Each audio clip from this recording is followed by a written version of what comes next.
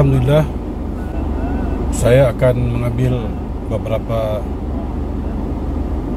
masa untuk penjelasan berkaitan dengan beberapa perkara yang dipertanyakan oleh pihak yang terbabit yang ada kaitan dengan Persatuan Pendakwah Islam Negeri Sabah dan juga Madrasah Rumah Transit Mu'alaf Sabah. Yang pertama adalah membawa kepada satu pos yang kita terbitkan di Persatuan Pendakwah Islam Negeri Sabah, iaitu yang bertarikh 22 hari bulan Januari, yang antara isi kandungan itu bolehlah muslimin dan muslimat langsung ke page utama kita, iaitu di Persatuan Pendakwah Islam Negeri Sabah. Ada beberapa perkara yang telah kita sentuh, yang kesemuanya itu rangkuman daripada pertanyaan dan juga persoalan-persoalan yang bukan baru, tapi sejak sekian kewujudan Madrasah Rumah Transit Mu'alaf Sabah, sehinggalah di hari ini perkara yang sama dipertanya kepada kita. Oleh kerana pihak ini telah bertanya kepada kita, maka kali ini kita cuba menjawab lagi dalam bentuk paparan YouTube, dan mudah-mudahan dengan itu pertanyaan ini akan memberi jawapan kepada pertanyaan-pertanyaan akan datang.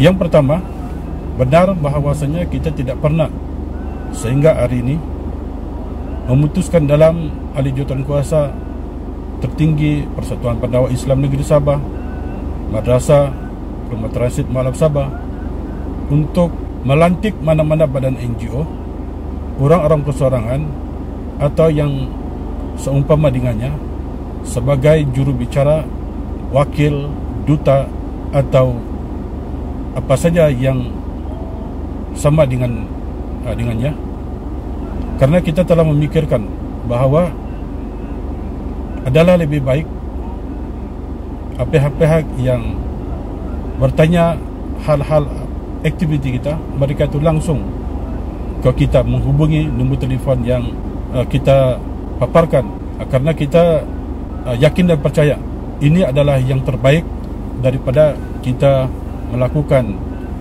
pelantikan sebagaimana yang difikirkan, walaupun perkara itu baik. Tapi dari sudut yang lain, oleh kerana kita adalah satu madrasah yang kecil, yang baru merangka, persatuan yang terlalu kecil sumbangannya di Sabah ini, maka kita memutuskan bahawa kita tidak akan melantik mana-mana pihak.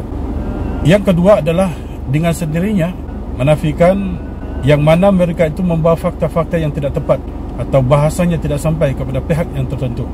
Kerana berlaku sebelum-sebelum ini, yang mana ada beberapa pihak yang menceritakan perihal Madrasah Rumah Transit Mu'alaf Sabah dan juga aktiviti-aktiviti yang kita lakukan itu tidak tepat.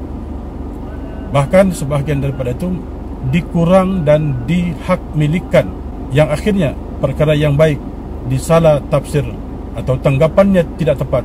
Maka dengan itu kita sehingga hari ini kita tidak memberi surat-surat berkaitan, dan jika sekiranya ada pihak-pihak yang menggunakan logo atau ada yang menggunakan baju atau apa juga yang berkaitan, telah pun kita perjelaskan mereka itu mantan-mantan pelajar kita atau staf kita atau warga madrasah kita sebelum ini, yang mereka itu sudah pun keluar menamatkan pengajian atau mereka berada di Semenanjung yang telah kita hantar. Maka sekali lagi kita jelaskan di sini, mereka tidak ada kaitan atau tidak ada kuasa untuk menjelaskan hal-hal yang menjadi dasar, apalagi yang berkaitan dengan akaun. Selain daripada itu, kita cuba tidak beri jawapan di kumpulan, di grup-grup WhatsApp ataupun grup-grup Facebook atau apa juga, karena kita mengelak daripada berlakunya perdebatan.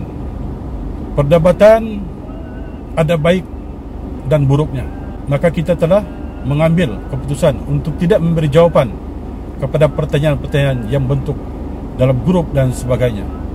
Karena ada sebahagian daripada mereka itu yang faham, ada sebahagian daripada mereka itu yang tidak faham, atau ada sebahagian daripada mereka itu yang terbabit. Kita sangat-sangat mengelak daripada punya perpecahan di antara kita, berlakunya luka perasaan, dan inilah yang kita ambil perlukan penjelasan.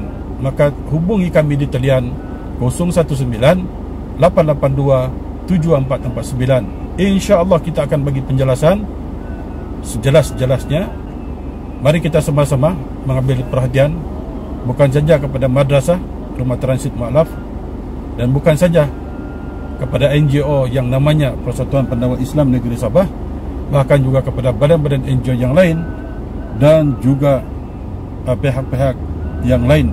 Wajar kita sokong, wajar kita bantu, wajar kita promosi, wajar kita bagi idea-idea yang baru yang memberi keuntungan dan manfaat kepada umat Islam itu sendiri. Terima kasih kepada pihak-pihak yang bertanya kerana amat mengambil perhatian terhadap apa yang kita postkan di dalam page kita di Persatuan Pendakwah Islam Negeri Sabah, dan juga mana-mana post-post sebelum ini yang menjadi persoalan dan pertanyaan.